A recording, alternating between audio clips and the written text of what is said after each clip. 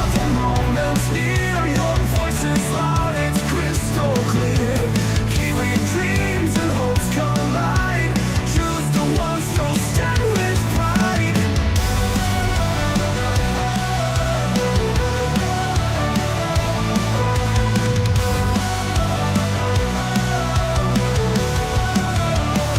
It's in the ballot where we belong. Every vote builds a nation strong. Your council, your board, your mayor in line. Together we shape this land divine. The future's written in your hand. A chance to guide and take a stand. Community rising, hearts aligned. In together we shape this land divine.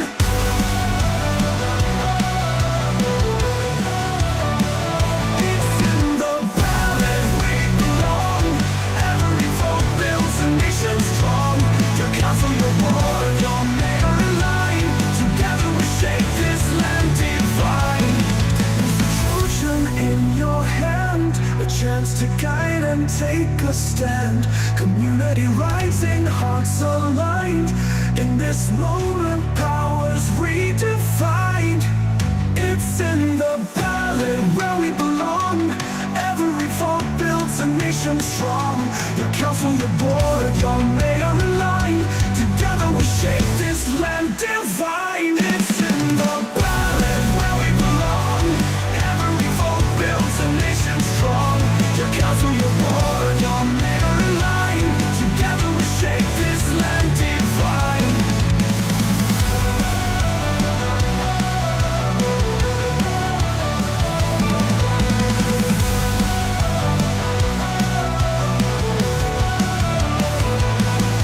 From hills to shores, every voice will soar. Decisions made will open the door to brighter days and skies that shine. Our future's ours, it's yours and mine.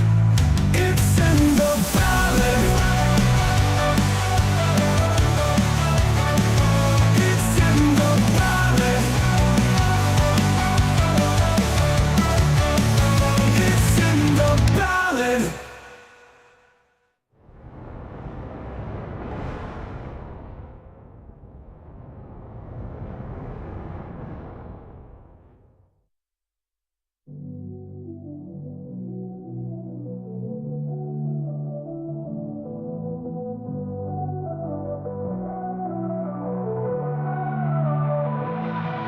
From hills to shores, every voice will soar. Decisions made will open the door to brighter days and skies that shine. Our future's ours, it's yours and mine. It's in the ballot. It's in the ballot. It's in the ballot.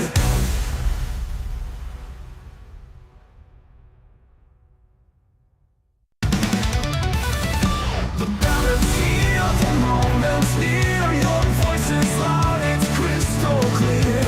Kiwi dreams and hopes collide. Choose the ones who'll stand with pride.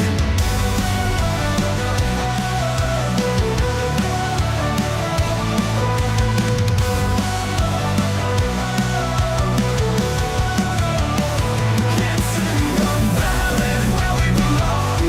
Every vote builds a nation strong. Your council, your board, your mayor in line. Together we shape this land divine. The future's written in your hand. A chance to guide and take a stand. Community rising, hearts aligned. In together we shape this land divine.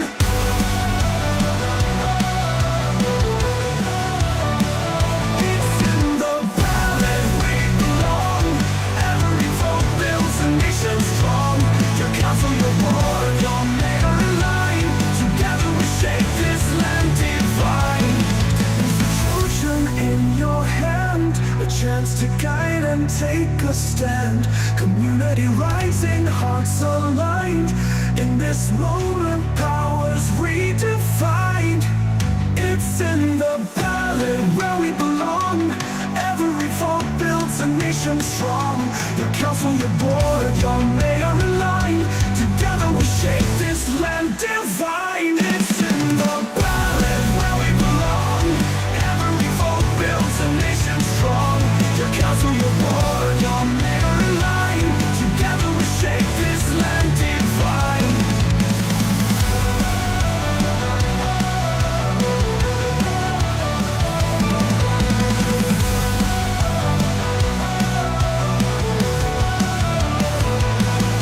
From hills to shores, every voice will soar. Decisions made will open the door to brighter days and skies that shine. Our future's ours, it's yours and mine. It's in the ballot. It's in the ballot. It's in the ballot.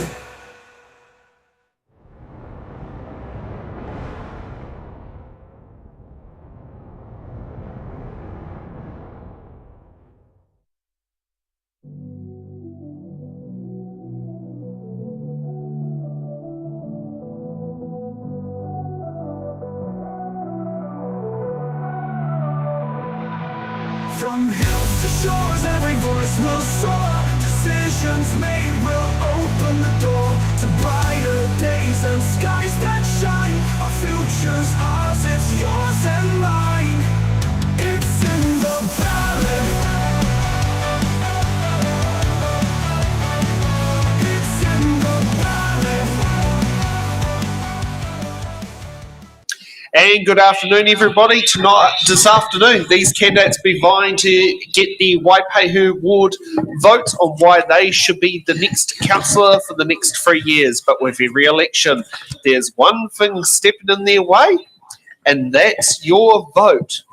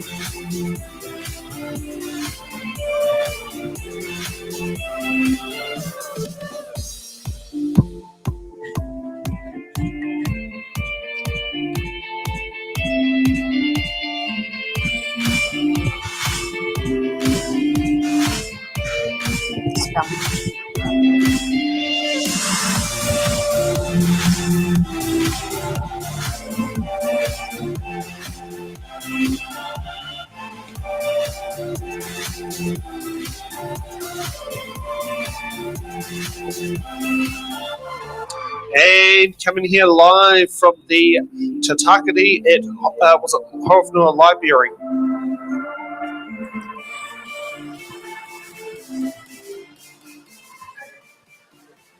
Okay, sorry. That's what happens when there's a few things behind the scenes aren't lining up in the right places. Would you like to put the camera on me? Perfect. Oh, at least that part's working properly. Okay. No, having a bit of nervous moment there, but going through there. So these candidates here have decided to give their time to answer your questions from the community on why they should be the next elected councillor for the next 3 years. Now, we'll start off with 1 minute opening statements. Going by my random list order sheet. Sam, you get to go up first. Thanks, Sam. And your microphone. Oh, microphone might help me. Oh, exactly. So those at home can actually hear. Thanks, Sam. Yeah, look, my name's Sam Jennings, and I'm seeking your vote. I've already served 2 terms on council, representing the Levin ward, and in that time I've shown that I'm not afraid to take a stand, challenge waste and fluff, and fight for fiscal discipline, transparency, and common sense. I've taken a bit of a bold risk and now standing in the Waiopehu ward and trying to build that local support again. Because, let me be blunt, I've seen how Waiopehu has been really left behind, underrepresented, lacking real impact and investment in this term, and I'm hoping to to stop that. I know how council work, and I can hit the ground running from day one. Waiopehu is the second largest ward in Horowhenua, and it deserves someone who can deliver results. What do I stand for? Simple, common sense, fiscal restraint, and growth that creates opportunity. I've demonstrated focus, that I can focus on needs, not wants, and trying to persuade my council colleagues to keep council focused on our core business. I've been a very consistent advocate on local issues, O2L, and keeping vehicle access at Waikawa Beach. Vote for me. Thanks.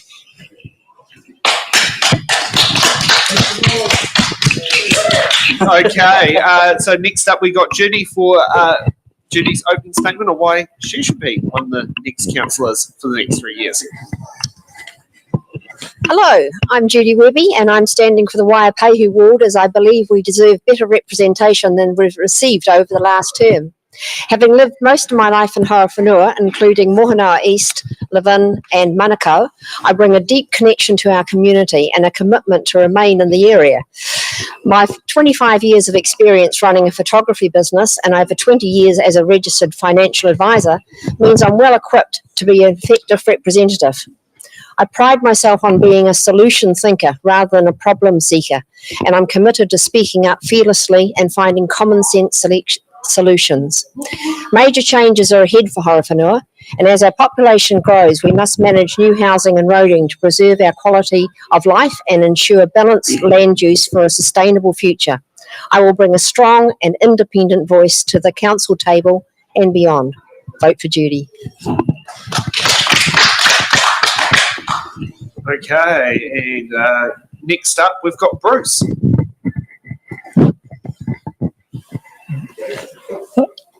Hi everyone, my name's Bruce Eccles. I'm a resident of Waitereri Beach and am standing for the Waiopehu ward. I was born and educated in Levin and my career in construction started here. Besides working for a major civil construction company on infrastructure projects and for the Earthquake Commission as a claims consultant overseeing the Canterbury Residential Repair Program, I have worked extensively in the local area. For the past 8 years, I've been active with the Waitereri Beach Progressive and Ratepayers Association, the last 5 as president. This has allowed me to work closely with elected members and senior officers of Horowhenua District Council and Horizons Regional Council. I've developed a deep understanding of the needs of the wider Horowhenua community. I am proud of the achievements made in community and safety projects. Unfortunately, I believe we have been underrepresented at the council table in recent times, and it is my desire to change this. My understanding of unique local issues and recognition of the diverse community contained within drives my desire to continue contributing to the community. Thank you. Okay, next up Dan. Hi, I'm Dan O'Connell. I bring experience in high-stakes engineering and financial oversight. I've had experience developing submarine rescue systems for the U.S. and Australian navies. Politics isn't about ideology, it's about outcomes, keeping life affordable, investing in the right infrastructure, and making sure council works for the people who pay for it. I'm seeking this role because I want to be a strong voice for rural ratepayers. Someone who listens first, acts responsibly, and always puts our community needs at the front of the conversation. I believe decisions about us should not be made without us. Thank you. Okay, so now let's get to the fun part here. Here are where the box questions. Now, because we have to do some downsizing and economising here, because I'm going to take both the role of Selwyn Toogood and Tēnā Kukurushia. So the questions are here, but I have got them in there. The candidates will still pick out box numbers and they will sit down there and go for that. You're welcome to do the box numbers in English or Te Reo Māori. I do understand both, and I've proven myself back 2 nights ago with the Horowhenua Māori ward. So now, with every candidate, they get given 2 button cards and 1 defer card. So if a candidate gets a question that another candidate wants, they can use their button card onto and give the answer and after the original candidate's finished. Also, if a candidate gets a question they do not want to answer, they can use their defer card. Fingers crossed, they don't use their defer cards, or if they do, they end up with a candidate who actually delivers a better answer. So let's kick off. Judy, you get to choose the box number between 1 and 28. 8. And for those at home, waru as well. So we do.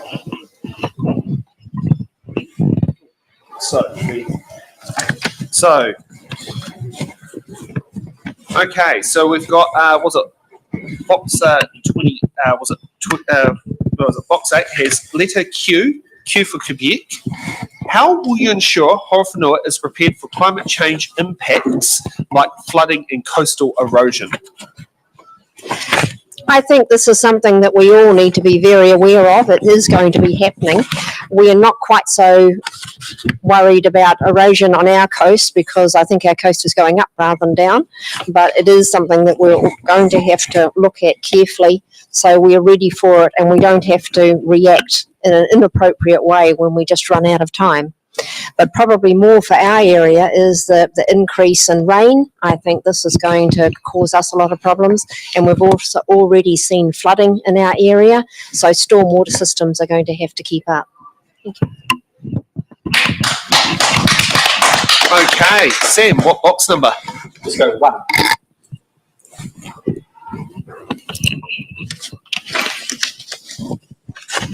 Okay, we've got letter A, B for Alpha Bravo. How should Horowhenua work with the regional council to improve local transport?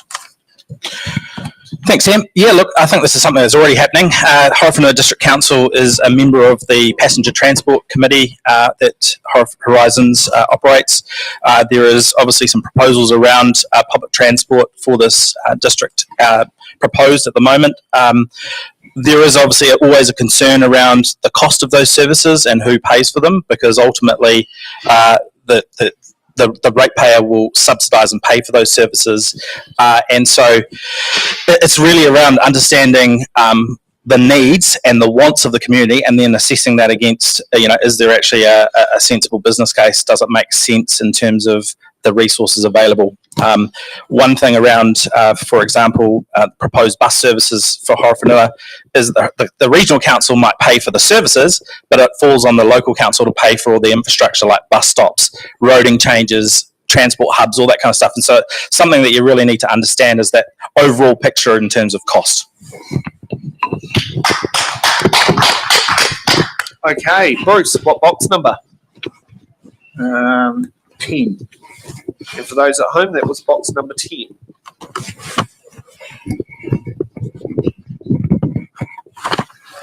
Okay, we got P for Papa. Would you consider advocating for more safe pedestrian crossings on main arterial routes such as State Highway 1, which runs through and splits many of our towns? Yes, there is a need for more crossings, particularly in streets like Queen Street East. I walked up there just yesterday and walking across at the roundabout at Cambridge Street, you're dancing amongst the cars. There's definitely a need to investigate more crossings. Perhaps some of the traffic will be alleviated in 5 years' time when our new roads are completed. But in the meantime, I think we definitely need to investigate more crossings on our busy roads, particularly with our state highways. Thank you. And we've got a button from Sam. Yeah, thanks. So I'm going to butt in because Bruce is absolutely correct.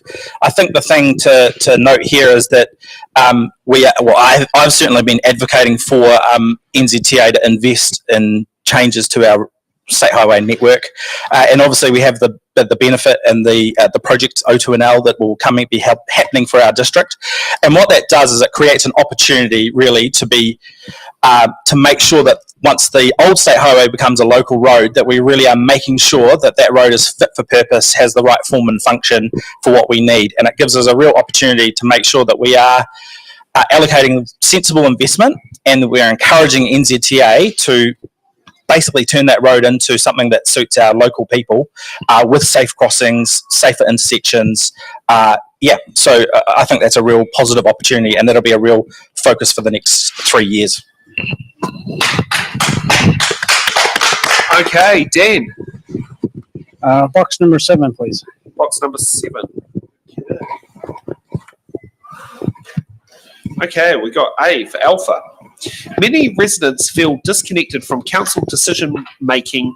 How will you improve transparency and community engagement? Council publishes reports, minutes, and agendas and live streams meetings. I believe it's the ratepayer's personal responsibility to engage in the system. A few things that may better help that engagement is longer notice periods for notifying the public of when public meetings are being held, and varied times so all people retired and working can attend and participate in those meetings.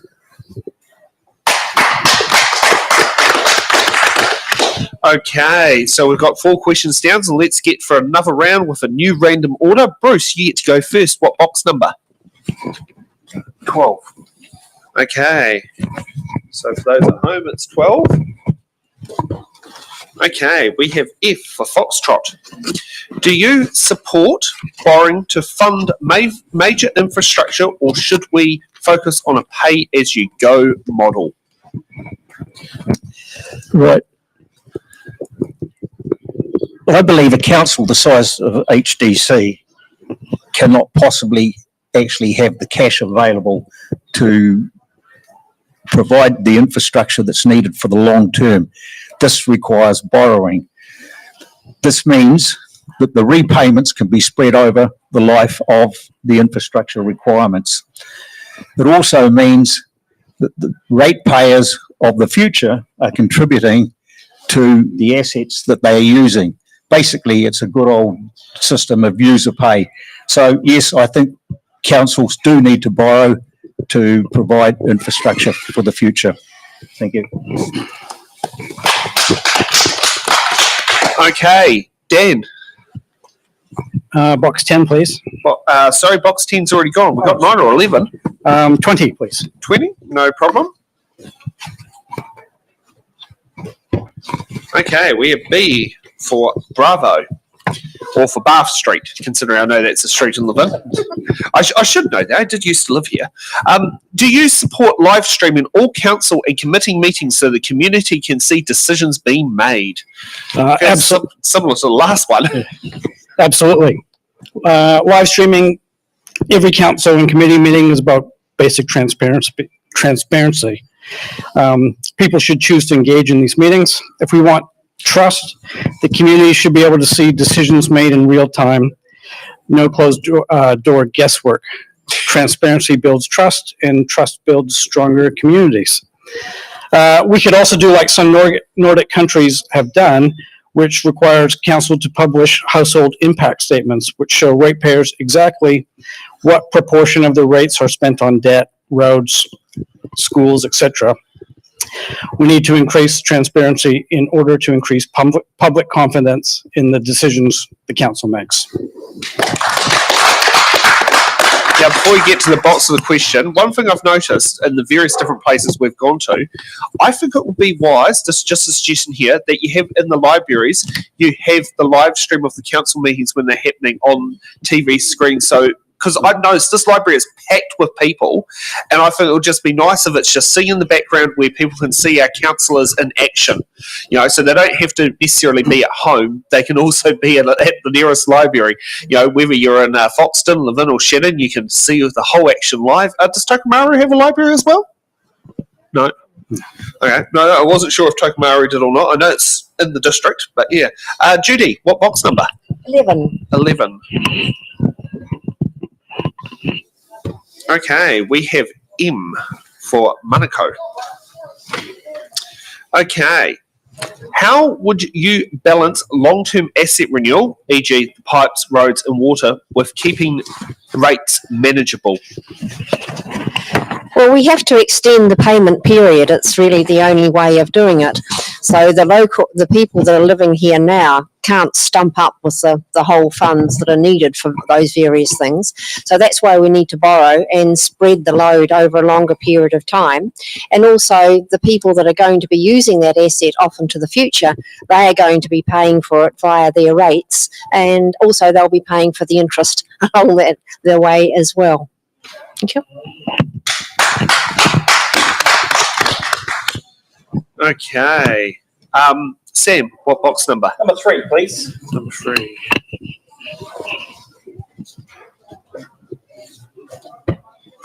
Okay, we got O for Oscar. How do you think council is doing enough to maintain Horowhenua District's rural roads? Thanks, Sam. Yes, look, I do. And the data proves that we do conditions assessments, and generally those reports indicate that our roading network is very good, in very good condition. There's obviously always scope to improve, and timing and planning is everything. And so there are some particularly rural roads in the Waiopehu district where they're narrow, or there might be an opportunity to put pathway or shared pathway alongside. But generally, yes, the roading condition across the district is in very good nick. There's a clear program of works that make sure that works are coordinated. So, for example, if a road needs to be dug up to put some pipes in, that then the timing of the road rehabilitation is also planned sensibly, so that we're not digging up the same road twice. And that's something I have noticed is the proportion of roads. There is a hell of a lot more sealed roads than, say, the counterpart up the road of Manawatu District. I do remember they tend to have a lot more gravel roads around there. Okay, so we've got 8 questions down. Let's get to a new list order. And Dan, you get to go first. What box number? 28, please. 28.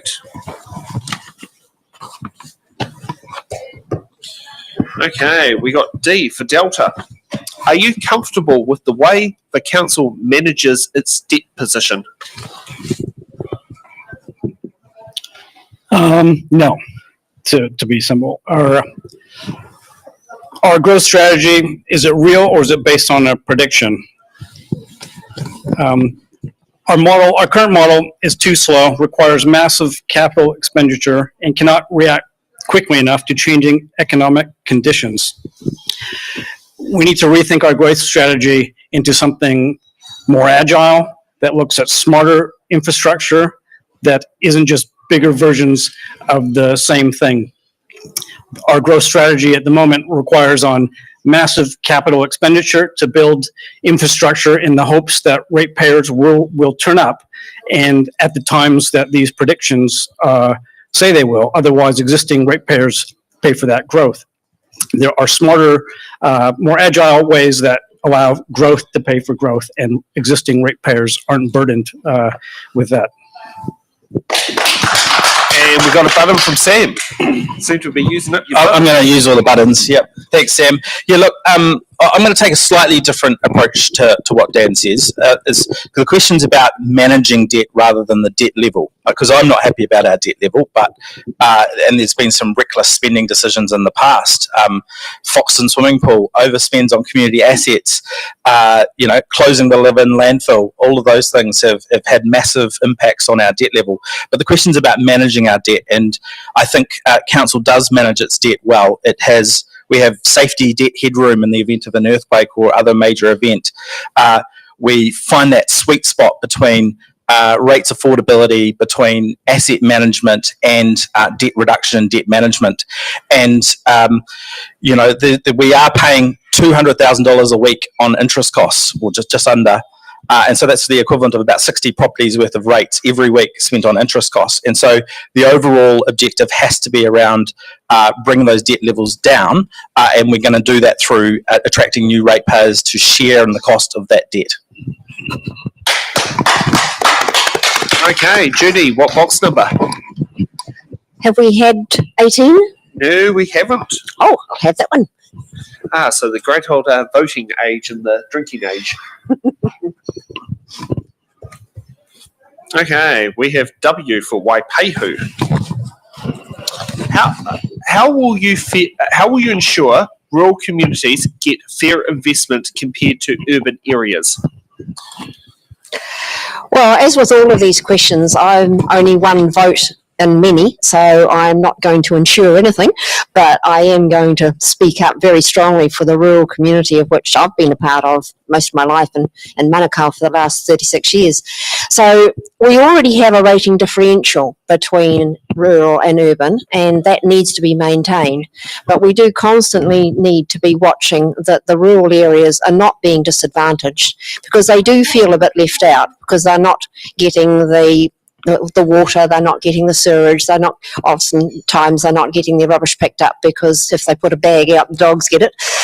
So they do need to feel as though they're valued just as much as the urban areas. Okay, Bruce, what box number? We'll try 21. 21. Oh, yes, that's another unique age. When my grandma first voted in 1949, the voting age was still 21. Thank goodness we've moved with the times. And actually, funny enough, my grandma's only voted under her married name as well, just for something in there which just doesn't sound right these days. Okay, so we got I for India. The government and Taxpayers Union have accused councils of being irresponsible with large rates increases. What is your view? Right. I agree with the ratepayers, with the Taxpayers Union. Some councils have been very good at spending ratepayers' money. But I do believe that Horowhenua District Council have tried to be more responsible. We don't have the grandiose projects going ahead in this district like we're seeing in some. So I think they are being more reasonable and thinking about whose money they're spending. I do know from experience that you could submit in the long-term plan the things that you would like to have in your community, and the council have enough sense to say, hey, they are not affordable at this point in time. I think hats off to Horowhenua District Council for where we're currently going on that one. Thank you. Okay, Sam, what box number? Let's go 5. 5.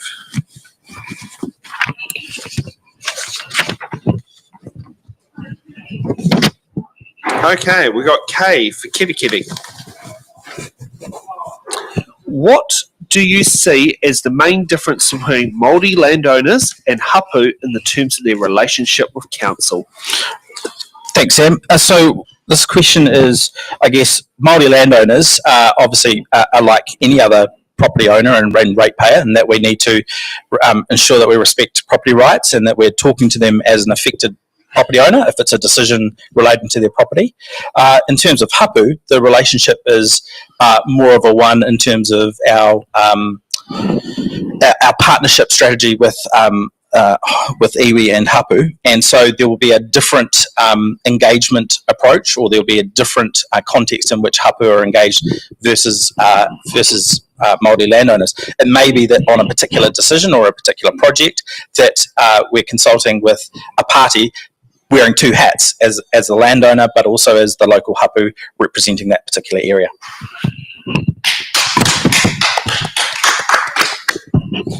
Okay, so we've now gone down 12 questions. Let's get to another list order. And Bruce, you get to go first. What box number? 25. So 25.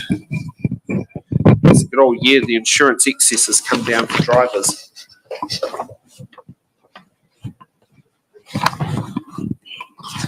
Okay, we've got E for Ikatahuna. Do you support reviewing council spending priorities before turning to further rate increases?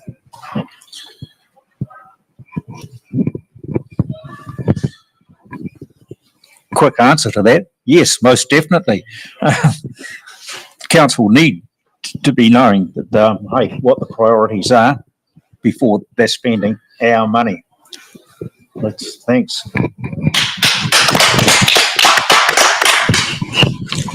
Okay, Dan, what box number? Box number 2, please. Box number 2.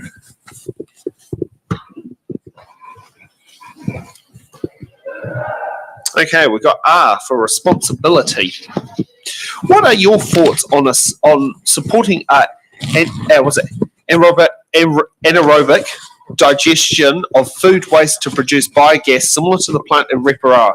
Please also note this is not an incineration of general waste. Yes, I would, but I wouldn't stop at just food waste. There are decentralized wastewater solutions that produce biogas that the district could utilize as well. However, we need to consider best practice and analyze this. Is this cost effective? Is it delivering value for ratepayers? And need to proceed based on that assessment. Okay. Sam, what box number? There were 7. Already been taken. 9. Yes, that's still free. That's for now. We got X for X-ray. What's your vision for making the small towns in your ward vibrant, safe, and attractive places for family and businesses? Thanks, Sam. So this is a really interesting question because arguably all of those small communities, particularly in Waiopehu, have community plans. And so those are plans that have been developed with community people where essentially priorities and things that are important to those communities have been outlined in those plans. And so really the how you make that happen is, so it's not about my vision, it's about those communities' visions. And so my job as a councillor will be to take those community plans through to a long-term plan process and actually advocate hard for investment in those things that the community is looking for.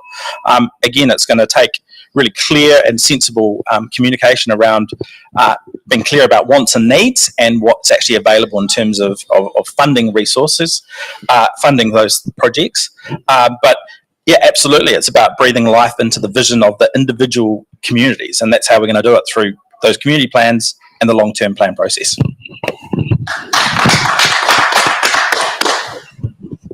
Okay, next up, Judy, what box number? I've lost track of them. Do we have 25? No, unfortunately not. That's just gone. 26. 26. Okay. Do we have any names in the Horowhenua that start with J? No. Or do we stick with the phonetic alphabet of Juliet? Juliet. Okay. How willing are you to work with local hapu and iwi at a councillor level?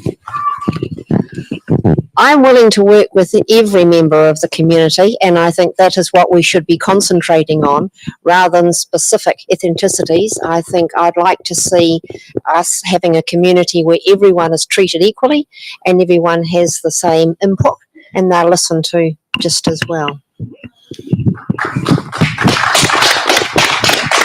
Okay, we've got that. We've now done 16 questions and we've got a new order, and I'm just trying to make sure. Judy, you get to go first. What box number? Got it. Think of another one. 28. Sorry, that's taken, but we can go for 27. I'll go for 27. We need a little tick off list. So I'm crossing them off here. Mhm. We've got S for Sam, who is both the host and a candidate. Do you support household food waste collection to stop organic waste from going to the landfill? Yes, I do. I think this is a very important factor, that we don't need organic waste in our landfills, but I think more emphasis should be made on reducing the waste that we're generating rather than dealing with it. I mean, because I live rurally, I have a worm bin for my compost. I have chickens who eat the food scraps, and everything's pretty well utilised. So I think the answer is more education with the community to try and reduce the amount that we throw out. I know I haven't got any button cards, but can I be cheeky and button? Would one of your candidates like to donate one of your Or buttons? can I forego a? Oh, Okay. thanks. Yep, Bruce has donated a button. Thank you very much, Bruce. I appreciate that. Because this is probably the one I should have saved it for, because I have a completely different view on this. We've had just done a 3-month trial for composting in Levin, and it's had an uptake of 35%, and it is a complete waste of time and money. And so I absolutely would not support this, particularly being extended into the Waiopehu ward, where people probably compost and have available land to deal with their own food scraps. And so chucking on another $100 to $150 on their annual rates bill for this service, for me, is not a priority, and it's a complete waste of time.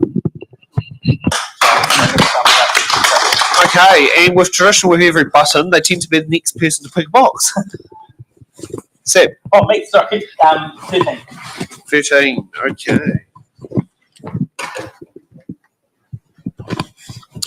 Okay, we got AA for Alpha. Do you think you have any professional or personal relationships that could become a conflict of interest while serving as a council member? The simple answer is no, but obviously as a councillor, every now and again something does come up where you either know someone very well, or for example, like the Takeretanga project that is about the subdivision in Levin. I'm a neighbouring property, so I declared a conflict and didn't participate in any of the decision making. So conflicts are inevitable in a small district, and it's just how you manage them.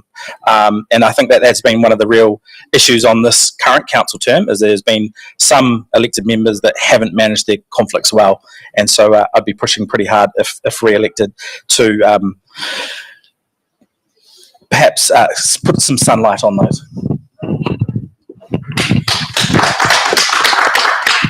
Okay, Dan, what box number? 22. Yes, we got 22.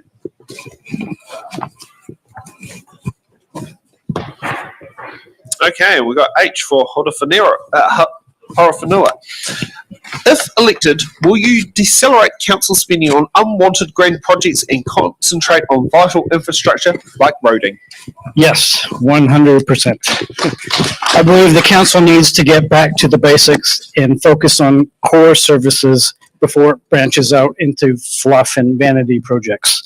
We really need to focus on core spending, slowing down the rates increases, and then we can move on from there. Okay, Bruce. Right, my number.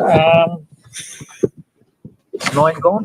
Yes, that has gone. I've got 4, 6 down the low end, so you can start from 14 and creep a little bit up, but you hit a roadblock at 18. Give me 18. No, that's been taken. That's the roadblock. 4. You gave me the. I'll take the bottom end then. Okay, 4. Go forward. Okay. We got N for November. Sorry? N for November. Yes. I couldn't find the local sounding name, so I used the phonetic alphabet for that one. How will you ensure a new housing development are matched by investment in transport, water, and community facilities?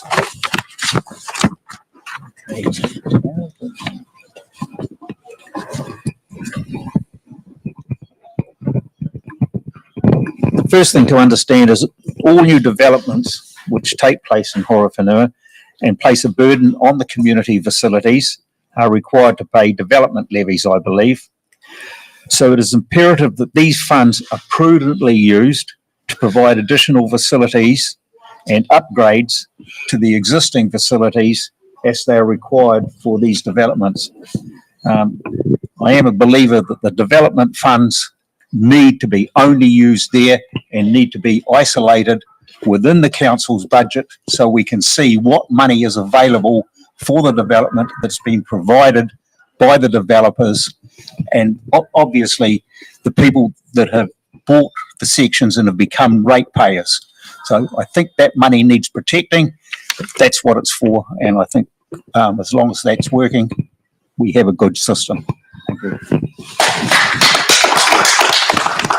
Okay, so we've done 20 questions now. Let's get round for another round. Dan, What box number would you like to pick? Box number 3. Long gone. We've got 6 down the low end, or you can start up from 14. 6, please. And it'll be the last of the single-digit boxes. We've got T for Tango. Do you think the council is doing enough in terms of wastewater disposal and treatment and disposal? No. We continue to be stuck on the path of building bigger versions of the same thing.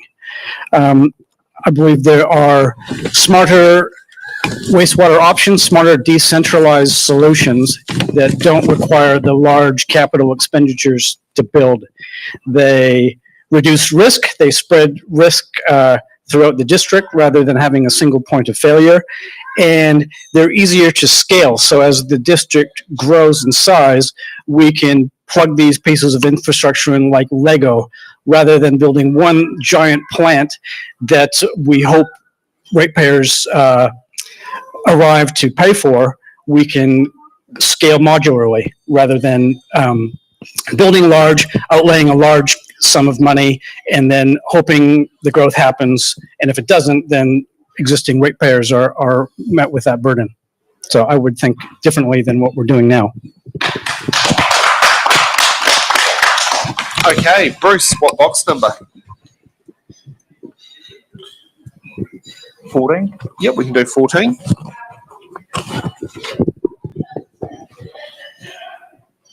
We got V for Victor. How accessible is the current Horowhenua District Council, and what steps would you take to improve its accessibility if needed? Right. The current accessibility, I think, is reasonably good. I mean, all public meetings, there's public areas available, they're streamed live. So every citizen has the right to attend these meetings. I would make myself available to attend all community organisations that represent ratepayers, which hasn't been happening, I don't believe, in recent times. I would also undertake to be available for other public meetings that may be held that affect council decisions that are held locally. So, yeah, that's the big thing, I think, is for the councillors to be available for the citizens. Thank you. Okay, Sam, what box number? 15. Oh, yes. Who here, put hands up, got your driver's license at 15? As I say, it feels weird with it being 16, even though it's been like that for 15. Yeah, actually, it's about 15 years. Yeah. Okay, we got C for Charlie. What will you do to stop poor council expenditure, allocate resources to critical infrastructure, and rein in huge increases? Yeah, thanks, Sam. I think that council over the last 3 years has done this, but there's more work to do. And one of the things I guess I've been most proud about in terms of serving on council has been pushing and implementing zero-based budgeting. So that means at the beginning of every year, in the long-term plan process, we start with a clean piece of paper. So it's not just taking the budget from the previous year and rolling it over with just a plus percentage. It's actually looking at every line of expenditure and justifying why it's there. And that's particularly important with the critical infrastructure. So being really clear about what actually is our critical infrastructure, where we can sweat the asset, where we can defer, where I talked about before about lining projects up so that we're digging the road up only once. And so it's about being really, really sensible about timing and sequencing of projects. And the zero-based budgeting, as I say, that's been implemented, but it needs obviously to keep continuing. And that really then presents elected members with the opportunity to make judgments and tough calls around what we fund or what we don't. And yay, we've got a button from Dan.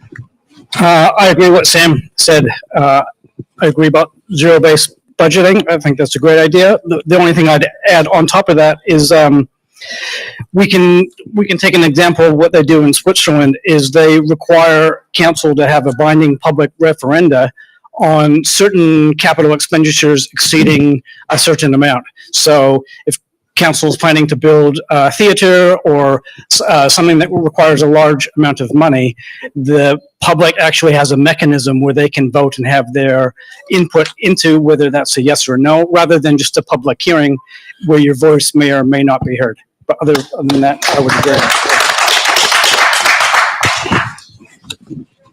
Okay, Judy, what box number? What's left? Oh, we got 16, 16? 17. Yeah, I'll take 16. Yes. The age you now can get your driver's license at, and if the parents say yes, get married. And maybe the vote. Yeah, I know. It's like you can get married at 16, but you can't vote till you're 18. It's all sorts of fun things. We got Z for Zulu. What's one big opportunity or challenge you see for the district? Well, O2NL is an absolutely huge one. It's going to eventually be great, but it's going to be hugely disruptive in the meanwhile. And particularly down in Manukau, we're really worried about our groundwater. So we're going to have a lot of drilling that's going on, and all of this sort of thing is going to have to be carefully watched as it goes through. But having said that, once O2NL opens up, we're just going to have such a safe way of getting from point A to point B, and hopefully a lot less carnage that we see on the roads now. And maybe the medieval fair could come back. As I remember, it used to be at Manukau Primary School for years and years and years, and then they had to move it up there because the traffic just kept becoming diabolical. Yeah. Mm. Okay, we have 4 questions left, and we'll have a new order of candidates. Bruce, you get to go first. What box number? We got 17, 19, 23, or 24? I'll take 17. 17. The good old age where you can join the army but can't go overseas. Yeah, we got you for uniform. What role should council play in protecting natural areas and biodiversity while supporting economic growth?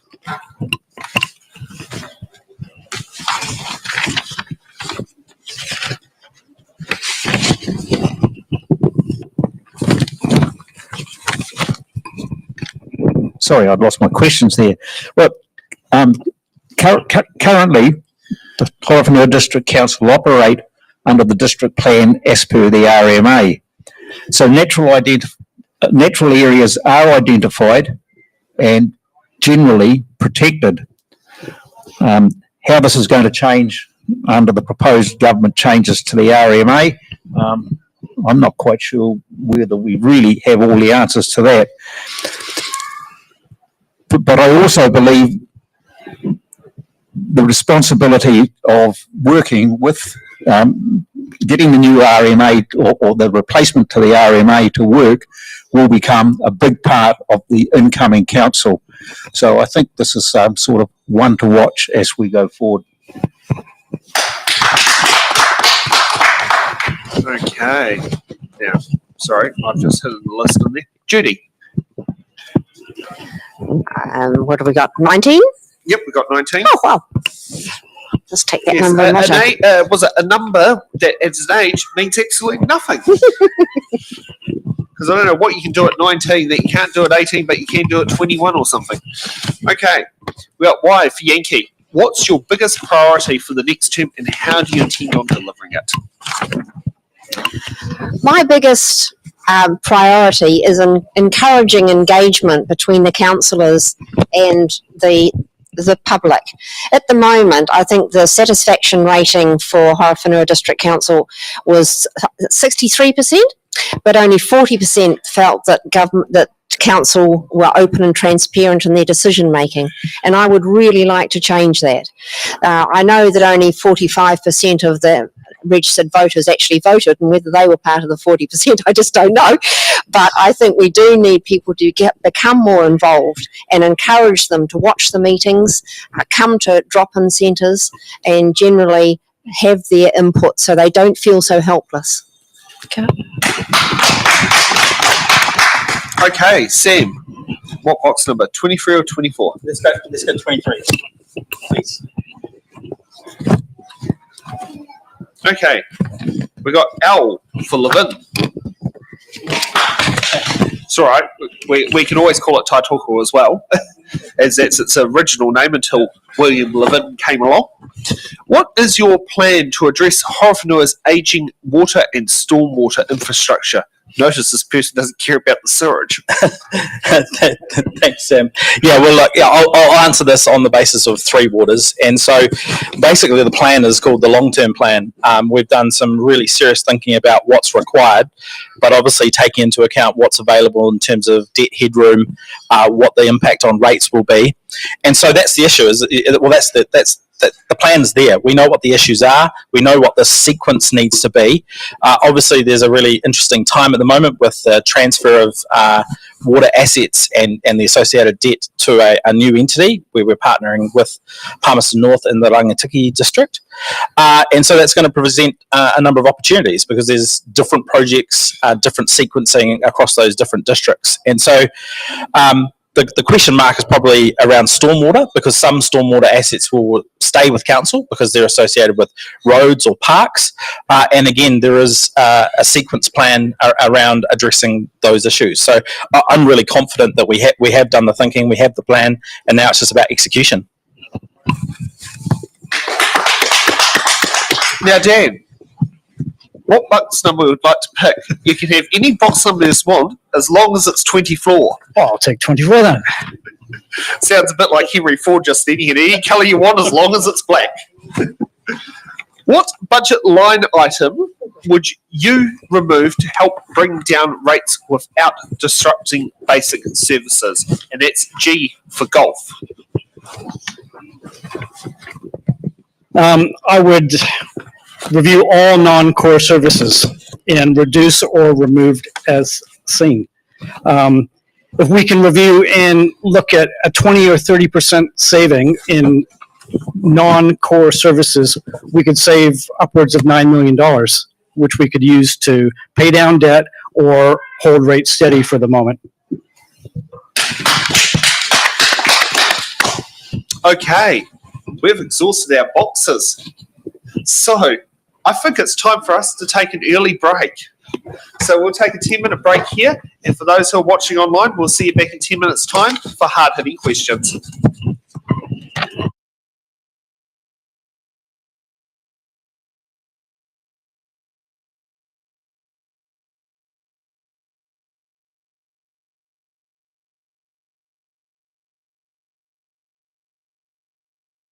I'm back again, thank you. And what we want to do here is we want for the candidates to introduce themselves. So do we have a preferred? Yeah, who should we start off with? I'll tell you what, let's start with, have we got the Prime Minister there anywhere? Let's start with the Prime Minister. I am not Chris Hipkins. I am at a debate. Oh, sorry. Okay.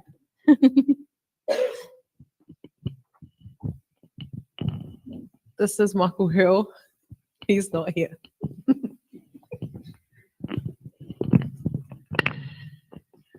My name's Heka Robertson, and I'm with Vision New Zealand. I'm here.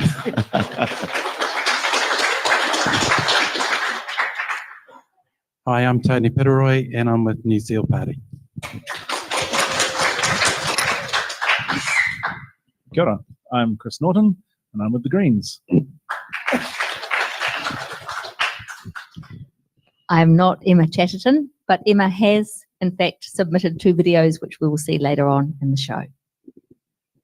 Thank you very much. There you are. There is our list of candidates.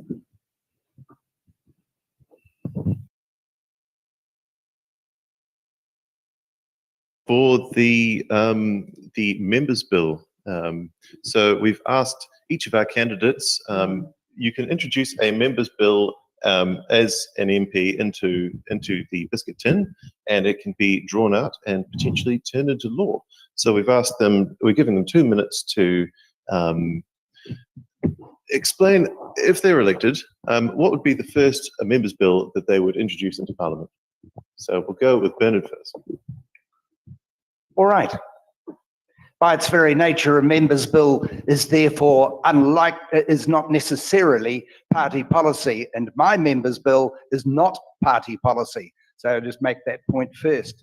What I would do is cause alcohol regulation or alcohol to be regulated in the same way that we have recommended that marijuana be regulated. That is, no branding, no advertising, available through government outlets, with limited supply at each purchase. There is a narrative that marijuana is the entry drug to all sorts of dreadful drugs. Not so.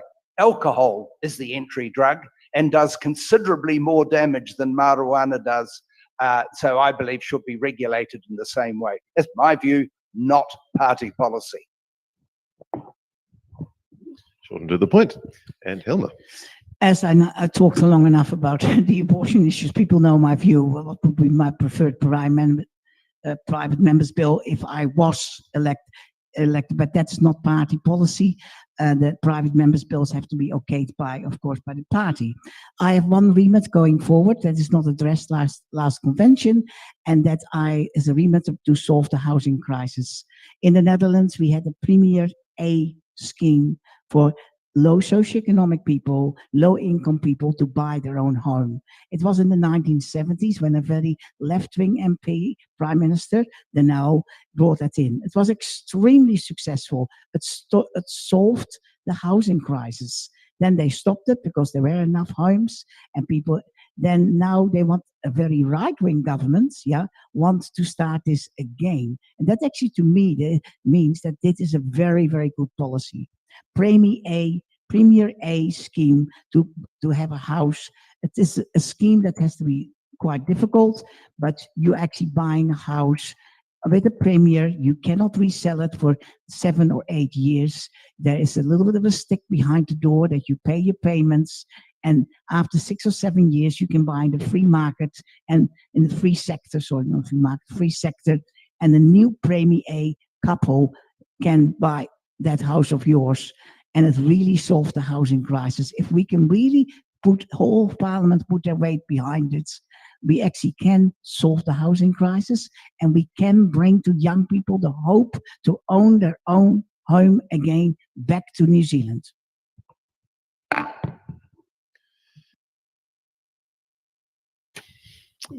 Yeah, another phonetic alphabet. How has New Zealand changed since you were a child? Has it changed for the better? That's a really interesting question. How long ago was it? Yeah, 65 years ago. So when I was a child, I actually drove the steam trains on the railway land when the railway was in the middle of Palmerston, and I drove on those steam trains through the middle of Palmerston, and we went out laying gravel because I was with my dad. I was 5 years old with my dad laying gravel on the railway lines through Masterton. So it's changed. So no internet then? No internet. Did you have to ring up the operator and make a phone call? No telephone. No telephone. We had a telephone box outside our house, and that telephone box, there's a little baby left in there. It was a program the other day on TV1, and that was right outside our place. And that was before I was born. So my mother had 5 daughters, didn't have any sons, so she was thinking of adopting that. But then I came along, so it saved the day, didn't it? Even when I was at university, my first university, I had to do my stats. I had to borrow a calculator because the calculators were like $500 off the office. Yeah, and I'll keep going. Yeah. Okay, I had to borrow that off there. I had to use a slide rule to do my calculations, and it took me 3 weeks to do my stats. My second degree, in 1994, when I did my stats, it took me 20 minutes to do the same stats, and I just couldn't believe how much that worked. Now it would take 3 or 4 minutes, bang, it'd be done. It's just incredible how things have moved and how fast things have gone. Yeah, so it's quite amazing.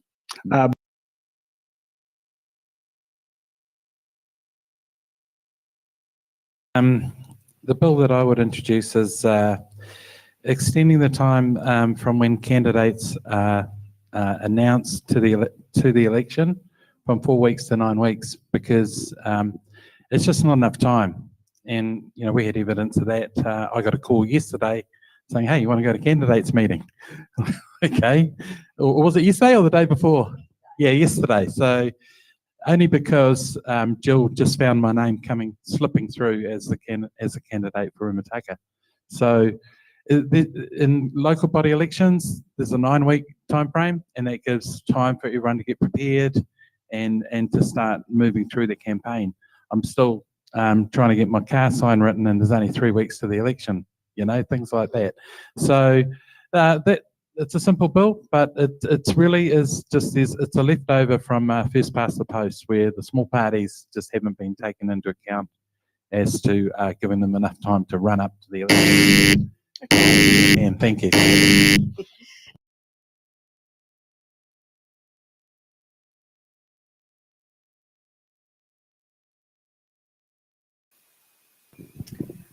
So this evening, we've got a couple of questions that we think that you're going to be asking after this evening's show.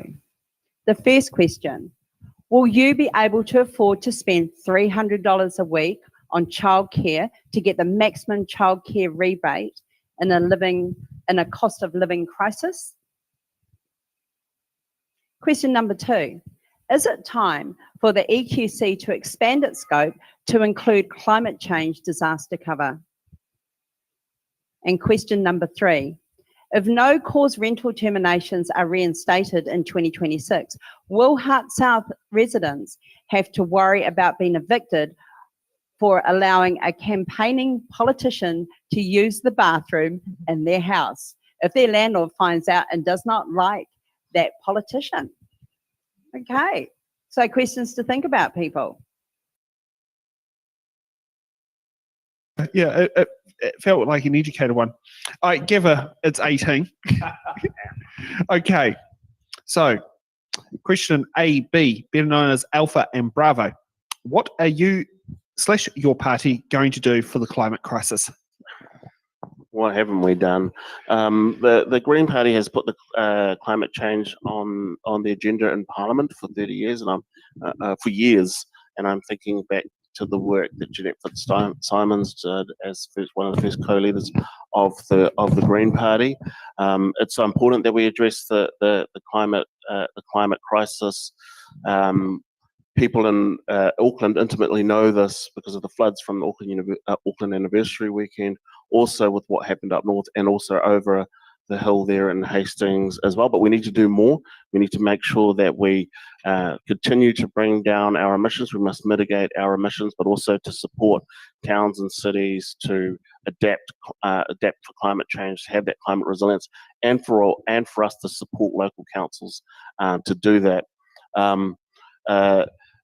And I also think about this in the wider context of where we are in the Pacific. We often say that we are a family of Pacific Islanders, and we are. Doing all of this stuff, we need to think about it as a region as well, and supporting our Pacific Island communities who are on the front lines of climate change.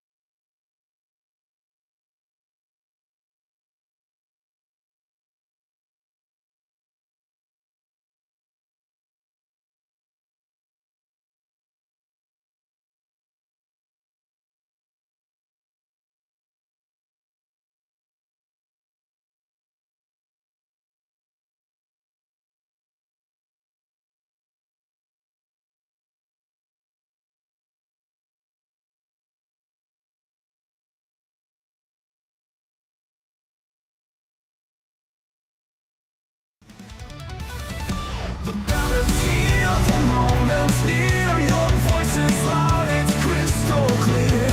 Kiwi dreams and hopes collide. Choose the ones who'll stand with pride.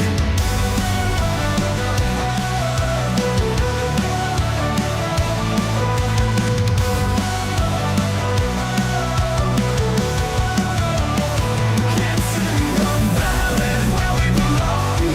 Every vote builds a nation strong. Your council, your board, your mayor in line. Together we shape this land divine. The future's written in your hand. The chance to guide and take a stand. Community rising, hearts aligned. In together we shape this land divine.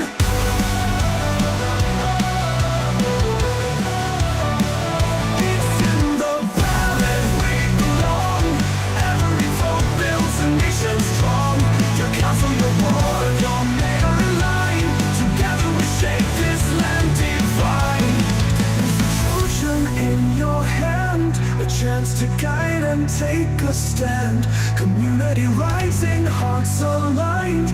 In this moment, powers redefined. It's in the ballot where we belong. Every vote builds a nation strong. Your council, your board, your mayor in line. Together we shape this land divine. It's in the ballot where we belong. Every vote builds a nation strong. Your council, your board, your mayor in line. Together we shape this land divine.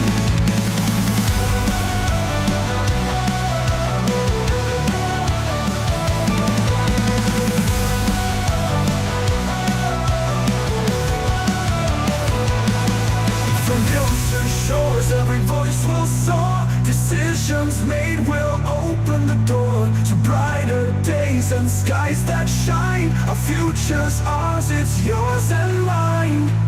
It's in the ballot. It's in the ballot. It's in the ballot.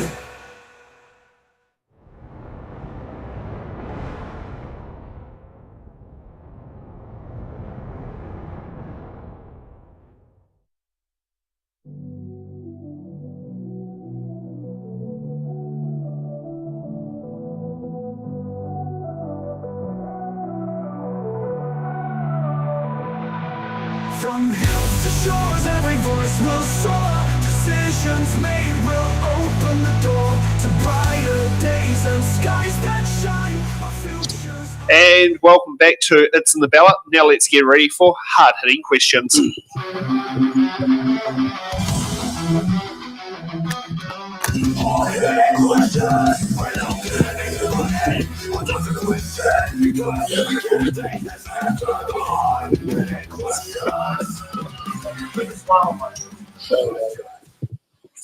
Okay, so hard-hitting questions are the questions we give to all candidates, whether go on what they're standing on. So you can't use your button cards, you can't use defer cards, but sit there, do it. I'd also like to say we have an addition of William, who has joined us for the second half of the show.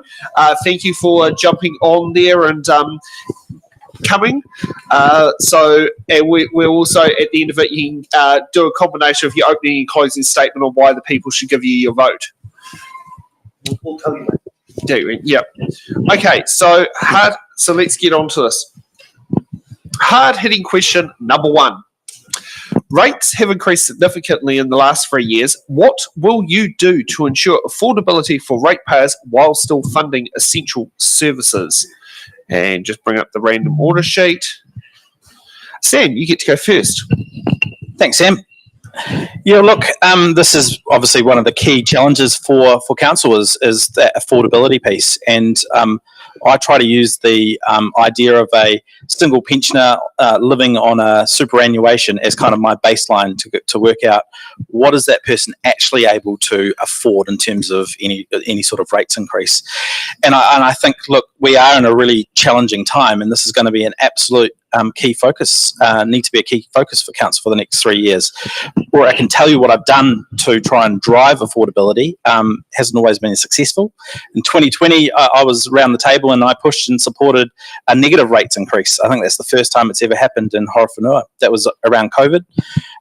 Last year, we started off with a proposed 23% rate increase. We got that down to 16%, still too high, but that was driven by insurance, interest costs, depreciation. It did mean that we ultimately cut 27 roles across the organisation, so around 10% of the workforce, saving $1 million in terms of remuneration. So it just shows you that some really tough calls required to get to that affordability piece. Okay, Judy. Right, well, the question about rates reminds me of that song, everybody wants to go to heaven, but nobody wants to die. And I think this is the case with rates. We have a large percentage of our population on low or fixed income, and we want the rates as low as possible. But we also want our sports grounds, our stormwater dealt with, our drinking water, our rubbish taken away. So it's a delicate balancing act. And I think, as Sam says, you've got to keep in mind the ratepayers have a limited amount of disposable income, and we are beholden to use that as efficiently as possible and try and avoid any projects that are more for egos than the actual practicality and use for the community. Bruce. Right.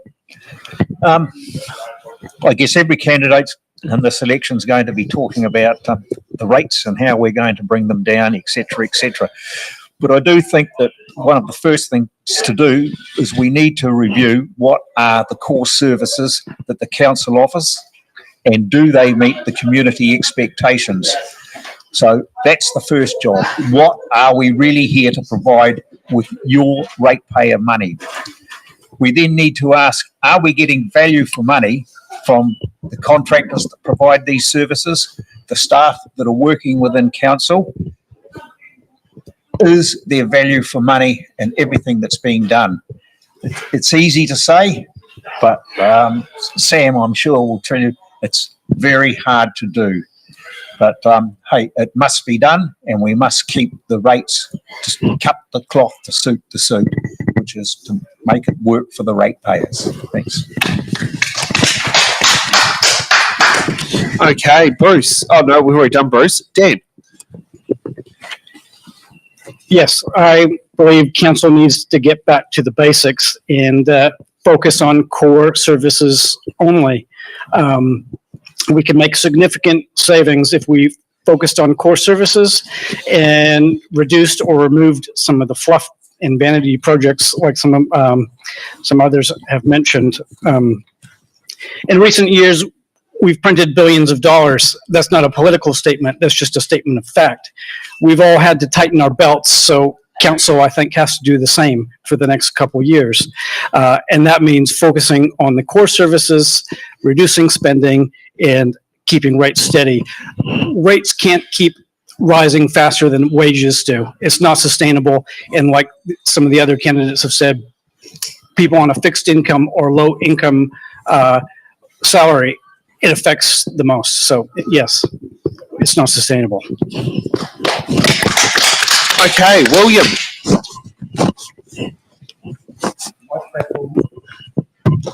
My platform is keep the rates down. Now, I know that it's going to either go up, but I don't want it to go too high where what's been mentioned to my fellow candidates here, core issues, things are going to happen, the world's going to is changing, price of everything is going up, and even our core services will end up going up, and the services that people out there provide. We don't want to lose that, a lot of those services, but we know we have to give some of them away or do away with some of them.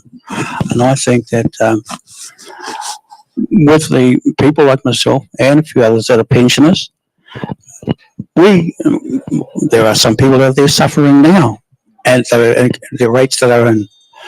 There are some councils that I know have very low rate increases, and sorry to say, this is one of the higher ones in the whole of some of the councils I've seen. We lose the berms. Now, I've had a lot of people moaning about that because they can mow there's council grounds. We've got to. I haven't turned off the mic. We've got to. Actually, be aware of what the council's spending, and they've got to pull their socks up, so to speak, on the expenditure that's going out and the income that's coming in. Okay, let's get on to hard-hitting question number 2. Do you think the council is doing enough in terms of wastewater treatment and disposal? I feel like that must have been in the questions on the sheet. Yeah. Do it again and we'll hear from everyone. Bruce, you get to go first. Yes. To that I say yes. As I drive around Levin, I see new pipe work being installed in order to ensure that the infrastructure is maintained. I read in the recent paper that only yesterday there was a sod turning to work on the new sewage treatment plant or the upgrading of the existing sewage treatment plant and part of it. So yes, I do think the council are working hard. We've got to remember that this will become part of the water delivery services plan on the 1st of July 2027.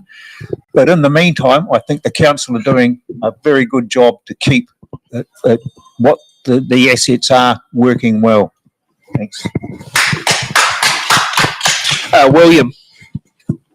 I have to get that question again because. Do you think the council is doing enough in terms of wastewater treatment and disposal? Now, where I live, just yeah.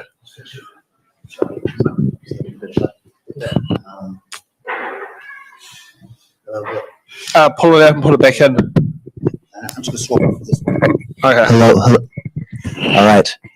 Yep. Sorry about that. Now, this does all right for the waste management and all that, and sewage and all right for living. Now, the rural type urban areas like down the coast, right down to Waiopehu, they have their own septic setups, which is awkward for them because they got to get rid of that stuff. Now, I don't know what the Three Waters this thing that we got that councils have gone with. The other councils, how it's going to improve the water. The water's going to be there. The sewage is going to be there. The waste stuff is going to be there. It's very hard to work out with the council what they're going to do about it. And it has to be researched properly to do anything. Okay, Dan. Bigger plants and bigger pipes aren't always better. We do need to upgrade our existing wastewater facilities, but my view is new subdivisions, we should be looking at decentralized options that require less capital expenditure. They're quicker and easier to deploy, and they deal with the problem locally rather than centralized systems that are prone to failure during climate events. Community-based solutions spread the risk amongst many assets around the community.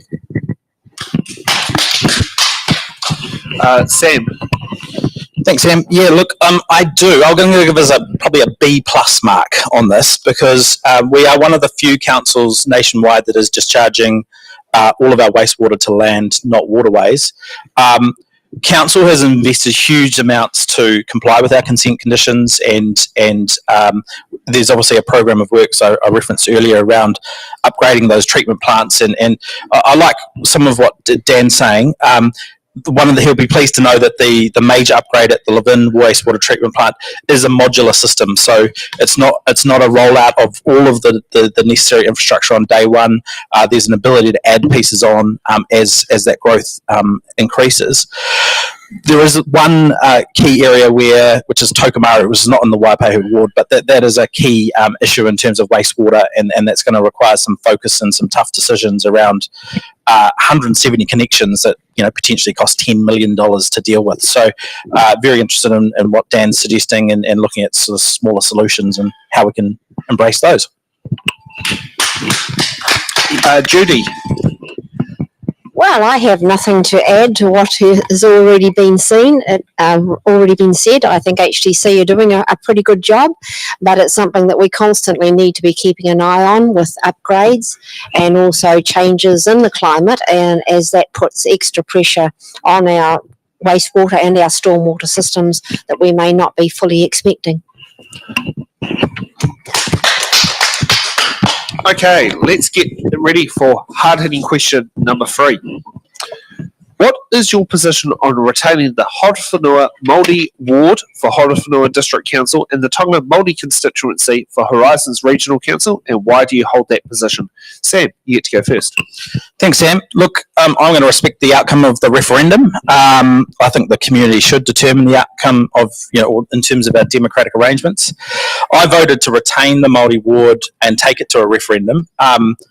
I'm personally not a fan of the Māori wards in terms of identity-based representation, but people on the Māori electoral roll deserve representation. I think probably my key focus is on ensuring that our ward structure is, whatever the result of the referendum, is proportionally fair, because right now we have Waiopehu with just under 8,000 population, represented by 2 elected members.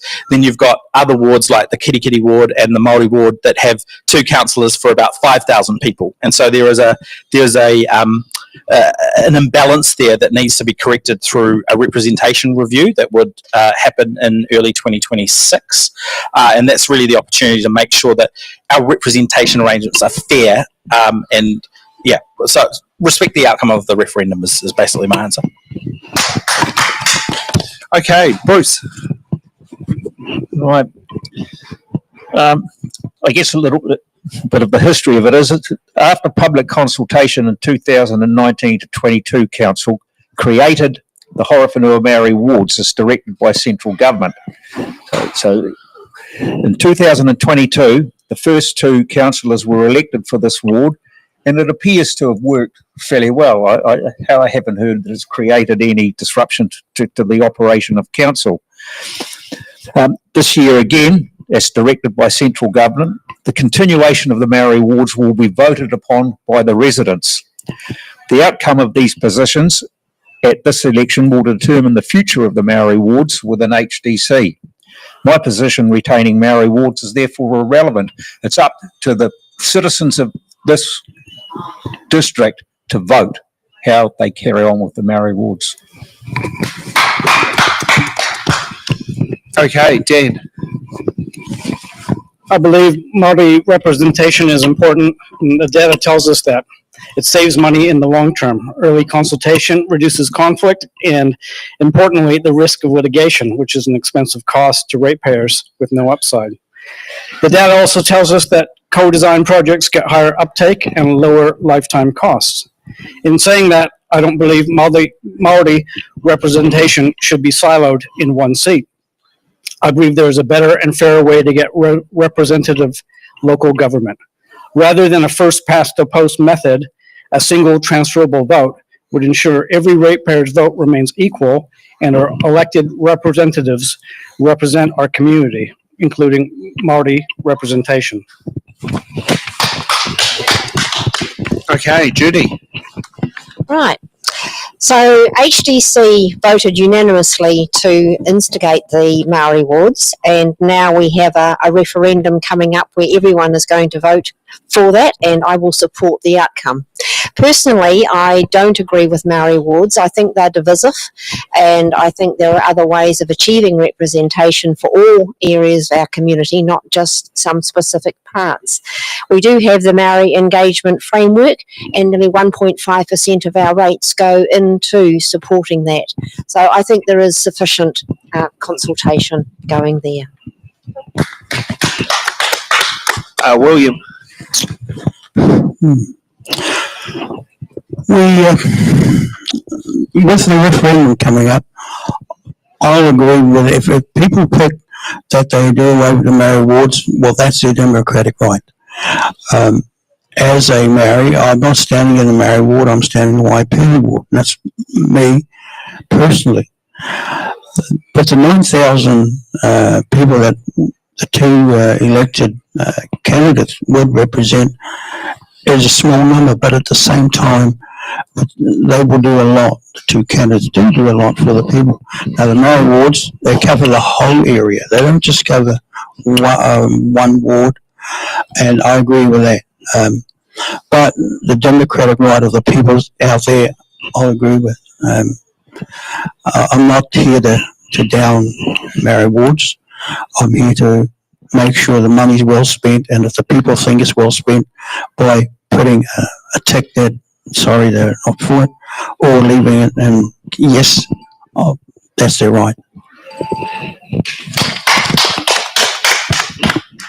Okay, thank you for that, and thank you for answering the hard-hitting questions. We're at the time of the show where we are now closing statements, and each candidate gets 1 minute on their closing statements of why the Waiopehu voters should give you one of their two ticks. Let's kick off with Dan. Hi, I'm Dan O'Connell, and a vote for me is a vote for change. For common sense, straight answers and results. I bring practical skills, independence, and clear focus on delivering for our community. Thank you. Okay, Bruce. Right, Bruce Eccles. My understanding of the uniquely local issues and the recognition of the diverse communities contained within drives my desire to continue contributing to the community. And with my broad practical experience, means I believe I can serve the interests of Waiopehu ward well. Vote for Bruce. Thank you.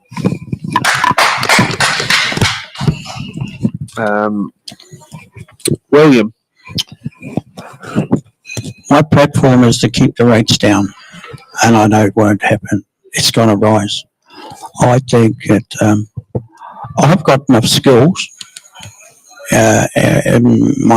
during my lifetime to put towards the council in discussions, and look at them. Look at my fellow councillors. If I get in there, of course, which I hope you put the tick for me and one of the other 5 councillors in here, and we can work together. And that's what it is, working together. Okay, Judy. Hi, I'm retired, so I have the time to put into council, and I think this is an important aspect. I don't have any party affiliations or any conflict of interest, and my interest is actually to listen to the general public and then express those wishes in council.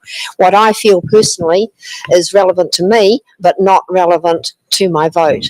It is concerning that not many people, well, only 45% of people have voted in the local elections, so we're not getting a true representation. So my request to everybody is do your research, talk to your neighbour, talk to your family, encourage them to vote. There is plenty of documentation online. I've actually set up a website. I have a Facebook site, so look up Judy Webby for Waiopehu and you'll find out all about me. And when it comes to voting time, give a tick to Judy Webby. You won't regret it. Okay, Sam. I'll wait for you. Yeah, look, thanks, Sam, to the It's in the Ballot team for supporting democracy and letting us share our views tonight. This afternoon. Thanks, team. Look, for me, the issues can't be clearer. In the next 2 years, council's going to be transferring its water assets and the associated debt to another organisation. And what that means is it's going to make our books look better, but there's going to be this immediate temptation of councillors to use that debt headroom and keep adding things to that rates bill. And so that temptation of doing all that fluffy, nice stuff is going to be there. And so that's really my proposition is that I'm an experienced councillor. I can bring that representation that Waiopehu needs. I've got a good track record in terms of financial discipline and making tough decisions, and I've been shown that I'm willing to stand up for waste and local issues. So vote Sam Jennings for real representation, the right choice. Thanks. Okay, thank you for sitting there joining us. Now, just before we go, I will, once my computer loads up the budget for today, we will talk about how much these things cost to operate. It's Friday the 22nd.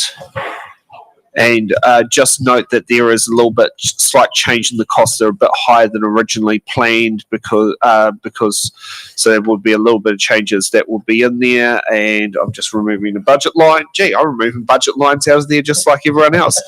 Okay, so It's in the Ballot is an independent non-profit organisation funded on small dollar donations in order to make these shows work, and it's all labour contributed to make things work are dedicated by a team of volunteers who have taken, in some cases, time away from both their businesses and their full-time jobs in order to do that. In order for today's costs of running the show, now this was based on the mayoral debate happening today that has been postponed by 2 weeks because one of the two candidates is not in the country, and we decided for the best interests of the Horowhenua voters, it was to actually have both of them in studio together. Venue hire for today is $205. Our internet connection to broadcasters out on Starlink is $14 a day. We spend $31 a day on restreaming hosting services, and we have a fuel budget of $100 per vehicle to get our gear to and from here and our crew, and we also have a refreshments budget of $50. If you'd like to sit and donate to the It's in the Ballot campaign, you can always head to our Eventbrite options and choose the option Kura-hau without admission and put a donation in that way. You can also donate to our Give a Little page, at which we can receive the funds through there, or if you want to have it delivered to us as quick as possible with the least fees, you can head to our website, it'sintheballot.nz, and click on donations, and it will show our nice Kiwibank bank account number there where you can put in a direct credit transfer, and that money will clear within a few hours, depending how long Kiwibank takes to process it, and whoever your bank is in the process. Also, when it comes to voting for the Waiopehu ward, all candidates get 2 ticks because the voting system's first past the post. And if you want to initiate a referendum at the representation review, you just need 5% of the voters of the Horowhenua to initiate a referendum, but might be worth, before you do that, go and put in consultation to sit down there and actually recommend to the council why STV is needed as a change in system. I personally did look at it when I was a Horowhenua resident. Oh, lost by 1 vote. Yeah.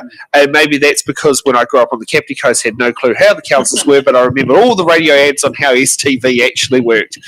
Yeah. Okay, so we'll be back here. Nick will be in the host seat at 4 p.m. for the Levin General Ward, and we will see you then. Have a good afternoon.